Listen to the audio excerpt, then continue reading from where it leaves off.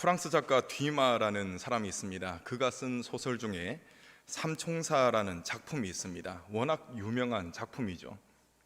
그래서 이 영화, 드라마, 또 애니메이션 등으로 많이 만들어졌습니다.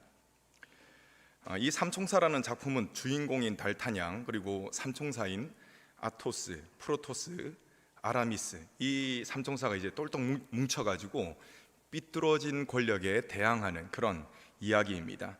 이 작품이 워낙 유명해가지고 제가 그 등장인물 이름을 말했을 때 꽤 익숙하게 다가오는 분들도 있을 겁니다.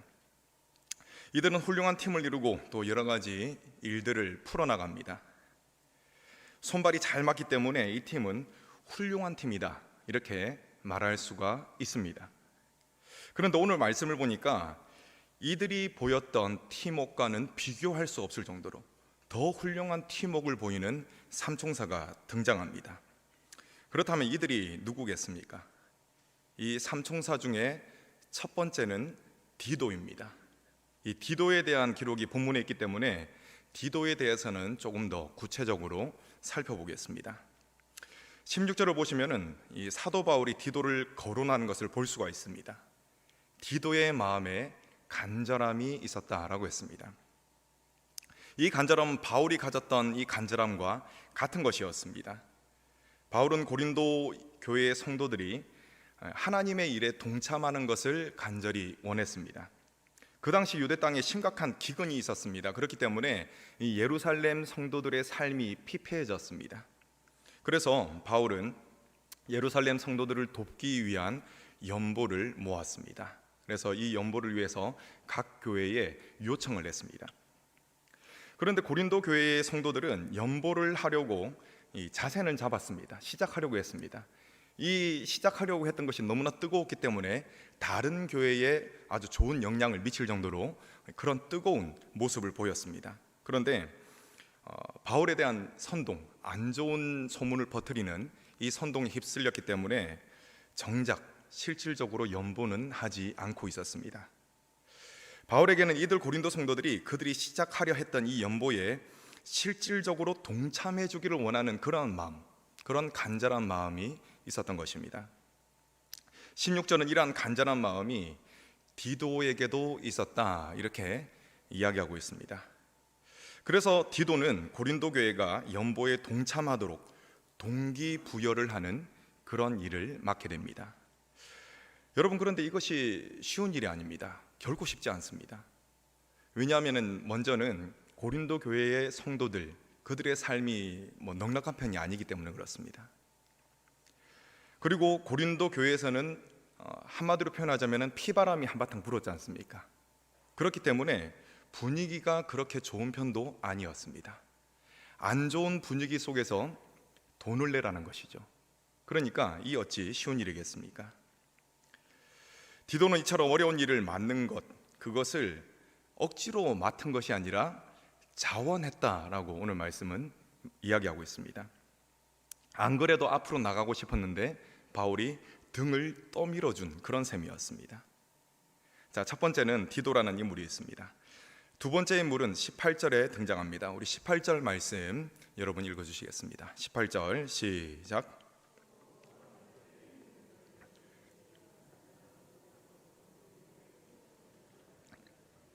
아멘. 자, 먼저는 그와 함께라고 했습니다. 여기서 그는 디도입니다. 디도와 함께 누군가가 또 갔다는 것이죠. 디도와 함께 그 형제를 보냈다는 것인데, 아쉽게도 두 번째 이 삼총사 중에 두 번째 인물은 이름이 등장하지 않습니다. 세 번째 인물도 마찬가지입니다. 이름이 나오지 않습니다.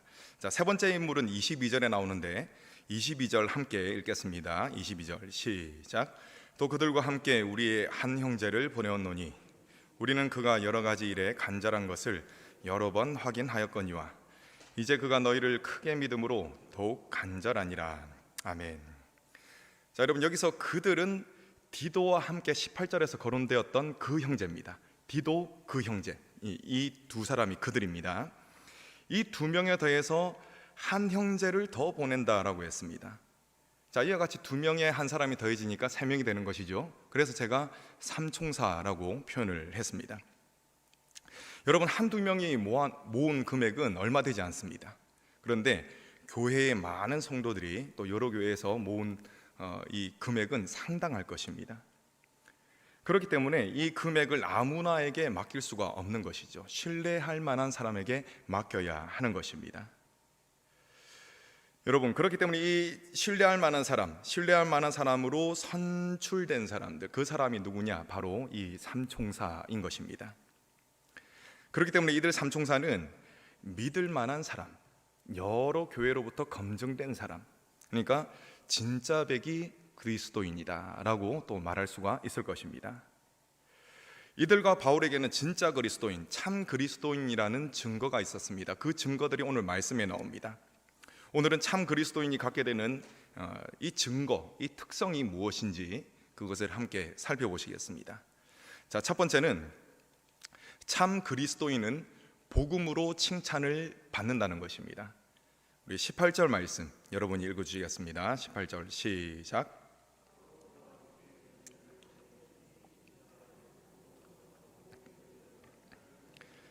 아멘. 자, 모든 교회의 칭찬을 받았는데 무엇으로서 칭찬을 받았습니까?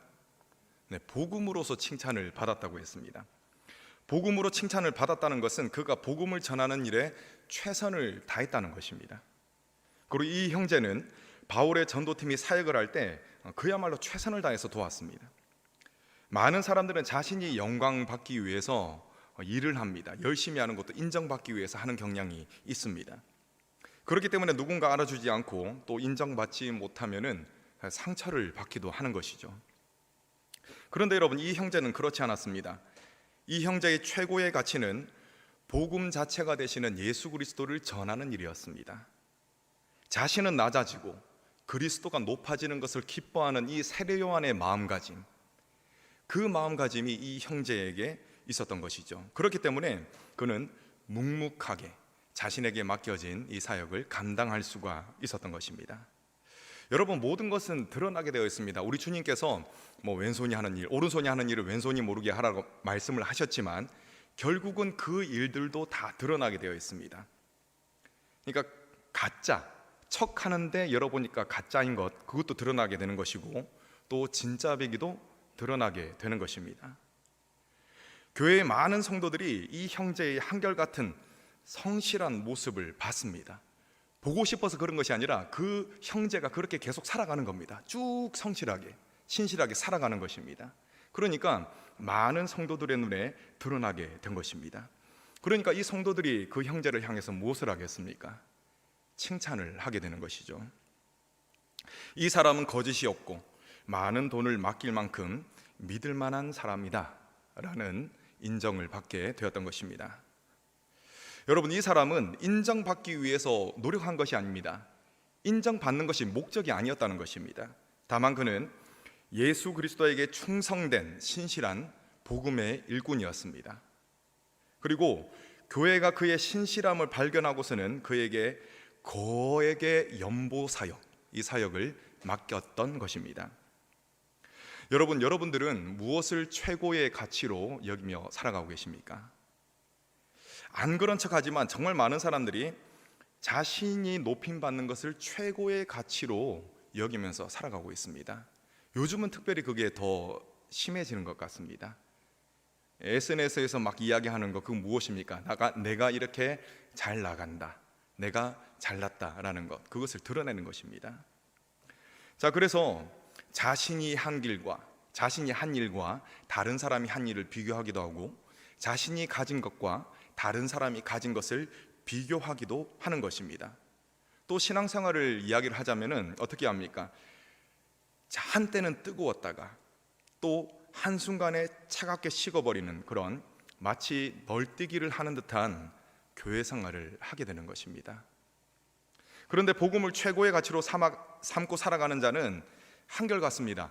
누가 알아주든지 알아주지 않든지, 내가 한 일이 인정을 받든지 혹은 과소평가받든지 상관없이 자신이 맡은 그 자리를 지키는 것입니다. 어떤 사람이요? 복음을 최고의 가치로 여기고 살아가는 사람이 그렇다는 것입니다. 오늘 본문에 나오는 이 형제, 연보의 사역을 맡았던 이 형제가 그랬습니다. 이 형제와 같이 복음을 최고의 가치로 삼고 살아가시는 저 여러분 되시기를 간절히 축원합니다. 자, 두 번째는 참 그리스도인은 은혜를 가지고 함께합니다. 은혜. 자, 19절 말씀 여러분 읽어주시겠습니다. 19절 시작.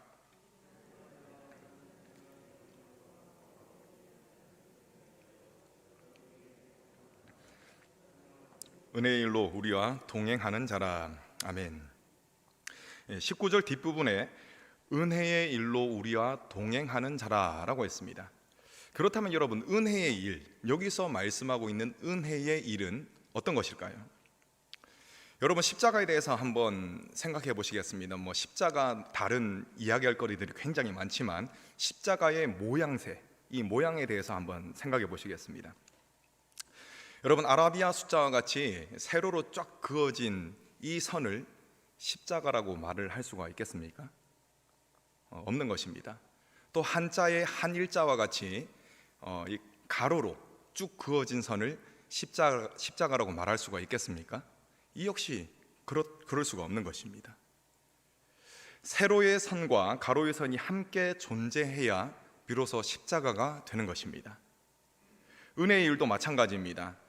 은혜의 일에 종교적이고 또 신비적인 색채를 입히는 경향이 좀 많이 있습니다. 그래서 이웃과의 관계까지 나아가지 않고 하나님과의 관계에서 멈춰버리는 경우가 있다는 것이죠.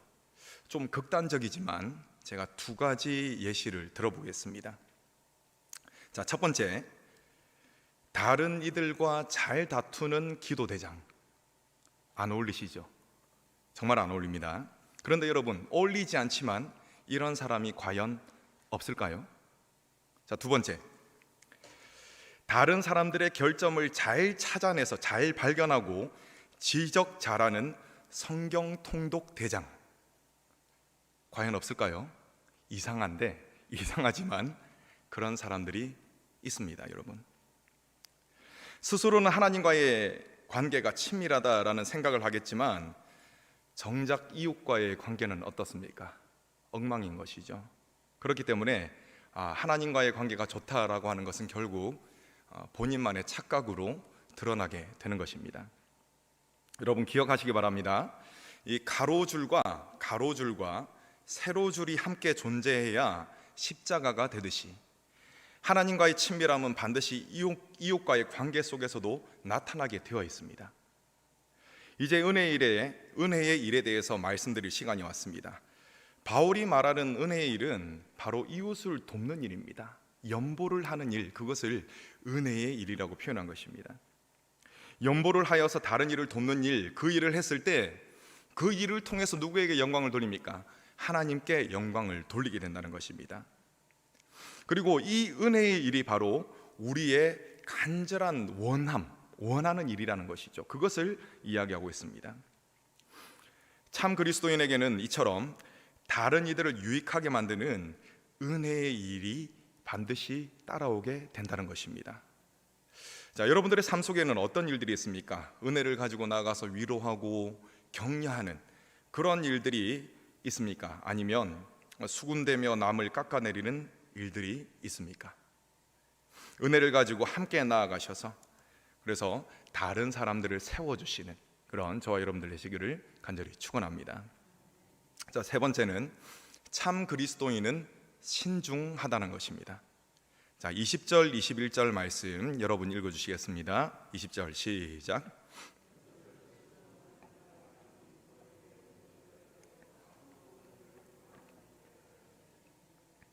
우리가 주 앞에서뿐 아니라 사람 앞에서도 선한 일에 조심하려 함이라. 아멘. 여러분, 연보는 분명히 좋은 일입니다. 좋은 일을 하는데 이 일을 매우 조심스럽게 한다라고 이야기했습니다. 좋은 일인데 조심스럽게 한다, 뭔가 어울리지 않습니다. 그런데 여러분, 하나님의 일을 할 때는 반드시 사탄의 공격이 있다는 것, 그것을 생각한다면 이것은 쉽게 이해가 될 것입니다. 여러분, 사실 바울이 구제 헌금을 모으는 이 연보 사역을 직접 할 수도 있었습니다. 하지만 바울은 교회에서 인정받은 다른 사람들을 연보위원으로 파송을 했습니다. 오늘 제가 말씀드렸던 이 삼총사를 파송을 했다는 것입니다.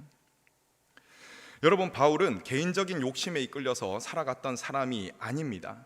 우리 모두는 바울이 정말 청렴결백한 사람이다, 우리는 모두는 너무나 잘 알고 있습니다. 그리고 바울 스스로도 떳떳했을 것입니다. 그런데 여러분, 그 당시 상황이 어땠습니까? 고린도 교회 이 교인들 중에는 바울이 돈 때문에 선교를 한다, 이렇게 오해를 하고 비난을 하는 사람들이 고린도 교회에 있었습니다. 그렇기 때문에 바울은 하나님의 일이 사람에게 비방받지 않도록 하기 위해서 자신이 가지 아니하고 이 삼총사를 파송을 했던 것입니다. 바울은 사람들의 오해를 살 수 있는 여지를 남겨두지 않기 위해서 이 대리인인 연보 삼총사를 파송을 했던 것입니다. 여러분, 옛말에 구더기 무서워서 장 못 담글까, 이런 말이 있습니다. 물론 많은 사람들이 말하는 이 큰일, 그리고 성과를 내기 위해서는 이 말의 정신을 따를 필요가 있습니다. 구더기 무서워서 장 못 담글까, 이 정신을 실천할 필요가 있습니다. 하지만 예수님께서는 이것과는 또 사뭇 다른 그런 말씀을 하셨습니다. 마태복음 18장 6절입니다. 누구든지 나를 믿는 이 작은 자 중 하나를 실족하게 하면 차라리 연자 맷돌이 그 목에 달려서 깊은 바다에 빠뜨려지는 것이 나으니라. 아멘. 여러분, 바울은 예수님의 이 말씀을 가슴에 새기고 또 예수님의 이 말씀을 실천했습니다. 사사건건 이 바울을 가로막는 자들이 있었습니다. 그러한 자들이 고린도 교회에 있었습니다. 여러분, 이 고린도 교회에 바울을 반대하는 이 사람들, 인간적인 시각으로 봤을 때 그들이 어떤 모습으로 비춰지겠습니까? 너무 미워가지고 마치 구더기와 같은 모습으로 비춰지지 않겠습니까? 그런데 여러분, 바울은 그들을 구더기와 같은 존재로 보지 않았습니다. 바울은 이 사람들을 어떻게 봤느냐?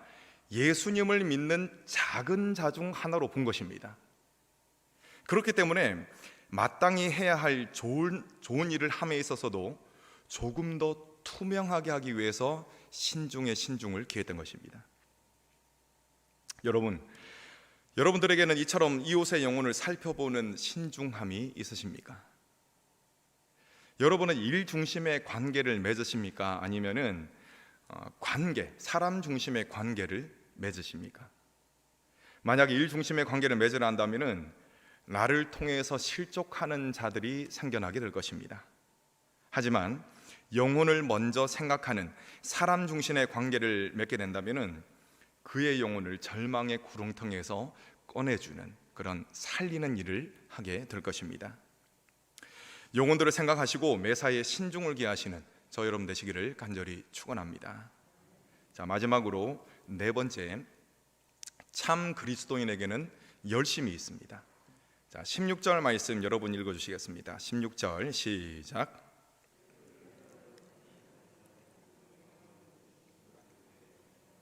아멘. 여러분, 이 16절에 나오는 간절함의 원어를 살펴보면은 열심이라는 뜻이 담겨져 있습니다. 열심.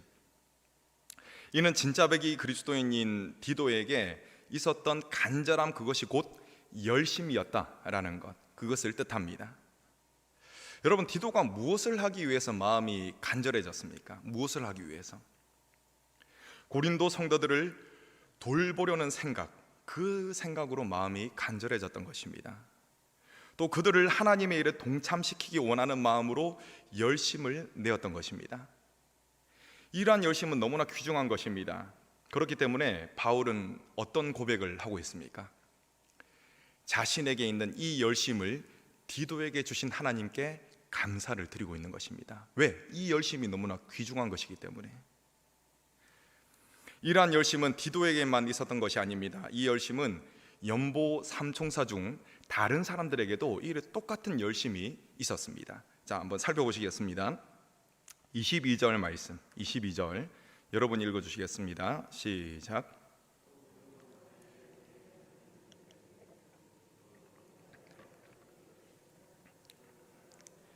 제가 너희를 크게 믿음으로 더욱 간절하니라. 아멘. 여러분, 똑같은 말이 사용되었습니다. 그 똑같은 말이 뭐죠? 간절함, 간절함. 똑같은 원어가 사용되었습니다. 자, 이 형제는 연보 삼총사 중에 마지막으로 등장하는 형제입니다. 그런데 이 형제가 여러 가지 일에 간절한 것을 여러 번 확인했다라고 기록하고 있습니다. 여러분, 여기서 말하는 여러 가지 일들은 다름 아닌 복음을 전하는 일입니다. 여러분, 간절함이 곧 무엇이라고 말씀드렸습니까? 간절함이 곧 열심이라고 말씀드렸습니다. 이 형제 역시 주님의 일에 열심을 내는 형제였던 것입니다. 그리고 한순간에 그냥 열심을 내고 마는 것이 아니라 이 열심이 한결같았다는 것이죠. 한결같았다. 한결같았기 때문에 한 번만 확인을 한 것이 아니라 몇 번 확인했습니까? 여러 번. 왜? 한결같기 때문에. 그렇기 때문에 여러 번 확인할 수 있었다라는 것을 바울은 증언하고 있는 것입니다. 여러분, 이 형제는 고린도 성도들 가운데 역사하실 하나님, 그 하나님을 굳게 믿었습니다. 그렇기 때문에 더욱 열심을 낼 수 있었던 것입니다. 여러분, 일반적인 일들도 열심을 내면은 결과물이 달라집니다. 하물며 하나님의 일을 할 때는 어떻겠습니까? 당연히 결과물이 달라지겠죠. 여러분, 여기서 우리는 결과물에 대한 이해를 정확히 해야 합니다. 결과물 하면은 눈에 보이는 양적인 성장만을 생각하는 경향이 있습니다. 하지만 이 양적인 성장은 부흥의 현상 중 한 부분일 수는 있지만 그것이 곧 부흥의 본질은 아닙니다. 만약 이 형제가 양적인 성장을 먼저 생각을 했다면 고린도가 아닌 다른 도시로 가려고 했을 것입니다. 왜냐하면 거기는 좀 싹이 노래 보이거든요. 고린도는 자신이 더 환대받고 사람들이 더 많고 더 또 부드러운 마음을 가진 사람들이 많은 곳으로 가려고 했을 겁니다. 그런데 여러분, 이 형제는 이런 일반적인 시각, 일반적인 결과물을 바라고 가지 않았습니다. 이 연보 삼총사들은 하나님이 하실 일에 대한 믿음을 가지고 고린도로 향했던 것입니다. 설령 하나님께서 이 고린도 교회의 성도 한 사람을 변화시킨다 하더라도 이 사람은 이 변화를 작은 일로 여기지 않았습니다. 정말 큰 일로 여기고 그곳을 향해서 갔다는 것입니다. 이 사람들은 자신들이 할 일이 아닌 자신들을 통해서 하나님이 하실 일들을 믿고 기대했습니다. 그렇기 때문에 열심을 낼 수가 있었던 것입니다. 여러분, 참 그리스도인은 눈에 보이는 것을 쫓아가지 않습니다. 참 그리스도인은 이 눈에 아무 증거가 안 보인다 할지라도 믿음을 가지고 열심을 내며 걷는 자들입니다. 그냥 내가 못 죽어 살지 하면서 그냥 아이고 믿음 생활 힘드네 이렇게 가는 것이 아니라, 그것이 아니라 열심을 내면서 힘든 거는 있죠. 그런데 그 가운데서도 하나님의 능력을 믿으면서 열심을 내면서 가는 사람들, 그 사람들이 바로 참 그리스도인이라는 것입니다. 여러분, 사람의 성격이 제각각입니다. 제각각. 그렇기 때문에 예수님을 믿는 모양들도 다 다를 것입니다. 하지만 여러분, 각 사람마다 믿음의 모양새는 다를지 몰라도 이 믿음이 참이라면 모두가 갖게 되는 것이 있습니다. 그것이 무엇이겠습니까? 그것이 바로 열심입니다. 열심. 이 열심이 그 사람으로 하여금 하나님의 일을 하게끔 움직이도록 만드는 것입니다. 만약 평온한 생활, 좀 더 많은 물질, 또 건강, 이러한 것들을 얻는 만사 형통이 교회를 다니는 목적이라면 그 사람은 진짜가 아닐 가능성이 매우 높습니다. 앞서 나열한 것들이 나에게 주어지면 물론 좋기는 하겠죠. 그런데 이것들은 여러분, 하나님이 주시는 이 복의 부스러기와 같은 옵션일 뿐입니다. 필수적으로 막 주시는 것이 아니라 옵션이라는 것입니다. 여러분, 주님의 뜻, 그 주님의 뜻이 곧 내 뜻이 되고 주님의 열심이 곧 내 열심이 되는 것이, 그것이 목적이 되어야 그 사람이 진짜 그리스도인이라는 것입니다. 주님께서 이렇게 말씀하셨습니다. 요한복음 15장 5절 말씀 제가 읽어드립니다. 나는 포도나무요 너희는 가지라. 그가 내 안에 내가 그 안에 거하면 사람이 열매를 많이 맺나니 나를 떠나서는 너희가 아무것도 할 수 없습니다. 아멘. 여러분, 주님께서 뭐라고 말씀하셨습니까? 그가 내 안에, 내가 그 안에 거하면은 열매를 많이 맺는다고 하셨습니다. 세상 사람들이 말하는 그런 결과물 말고요, 그런 열매들 말고 하나님께서 진정으로 원하시는 그런 결과물, 그러한 열매들을 많이 맺는다고 말씀하시는 것입니다. 그러기 위해서는 우리는 주님을 이용하려는, 주님을 이용해서 복을 받으려는 그런 자세를 완전히 내려놔야 됩니다. 그리고 열심을 내어서 무엇을 추구해야 되느냐? 주님 자체, 예수님 자체를 추구해야 하는 것입니다. 내가 예수님 안에 거하는 것, 예수님께서 내 안에 거하시는 것, 그것을 간절히 원해야 한다는 것입니다. 여러분들에게는 이러한 열심이 있으십니까? 주님을 향한 열심, 주님의 몸된 교회를 향한 열심이 여러분들에게는 있으십니까? 이러한 열심이 저와 여러분들에게 있으시기를 간절히 축원합니다. 말씀을 맺겠습니다. 오늘은 바울과 디도를 중심으로 한 이 연보 삼총사를 통해서 참 그리스도인이 갖는 특징이 무엇인가, 그것을 살펴보았습니다. 자, 첫 번째는 복음으로 칭찬을 받는다고 했습니다. 복음을 최고의 가치로 삼는 자들만이 한결같을 수가 있습니다. 그리고 이러한 자들이 진심 어린 칭찬을 받게 된다고 했습니다. 복음을 최고의 가치로 삼아서 교회와 하나님으로부터 칭찬받으시는 저와 여러분 되시기를 간절히 축원합니다. 두 번째, 은혜를 가지고 나아간다고 했습니다. 은혜는 하나님의 사랑, 그 사랑이 그냥 머물러 있는 것이 아니라 나를 통해서 다른 사람에게 흘러가는 것, 하나님의 사랑이 흘러가는 것이 곧 은혜의 일입니다. 저와 여러분들이 가는 곳마다 하나님께서 주시는 위로와 격려가 가득해지기를, 이 은혜의 일이 충만해지기를 간절히 축원합니다. 자, 세 번째는 신중하다고 했습니다. 하나님의 본체이신 예수님께서는 우리 인간과의 관계의 회복을 위해서 신중하셨습니다. 그래서 신중하게 결정하신 것이 바로 무슨 사건이냐?